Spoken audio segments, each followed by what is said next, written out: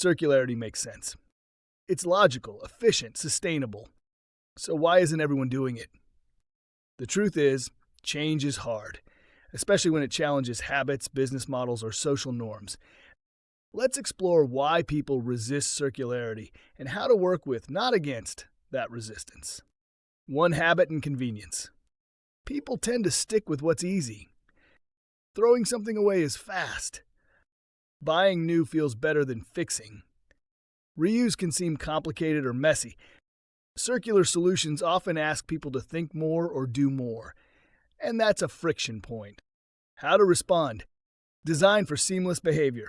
Make reuse as convenient as disposal. Use reminders, defaults, and incentives to shift habits gently.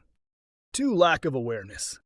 Many people don't know what circularity means, what happens to their waste, that better options even exist. If users don't understand the why, they'll resist the how. How to respond. Use storytelling and visuals. Show impact in simple terms: water saved, carbon cut, waste avoided.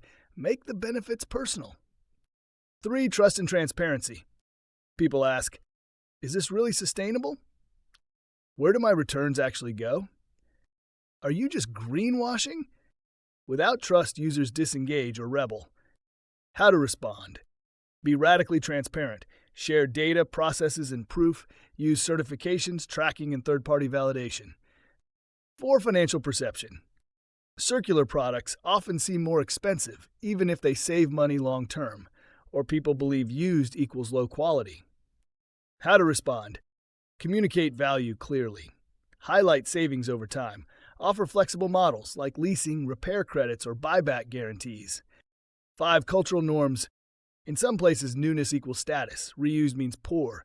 Repair is seen as old-fashioned. That's not logic, it's culture. How to respond. Make circularity aspirational. Show it as smart, stylish, innovative. Use influencers, community leaders, and peer stories. 6. Internal resistance in organizations. Circularity often requires cross-functional teamwork. New KPIs. Long-term thinking. That can clash with siloed departments, short-term targets, or fixed mindsets. How to respond. Start with champions. Frame circularity as risk reduction and innovation. Pilot first, scale later. 7. Systemic barriers. Sometimes resistance isn't emotional, it's structural. No infrastructure for take-back. No repair services nearby. Legal or tax incentives for linear systems. Even the best design fails in the wrong system. How to respond. Work with partners. Push for policy change. Design within current systems while building new ones. Remember, resistance is not failure, it's information.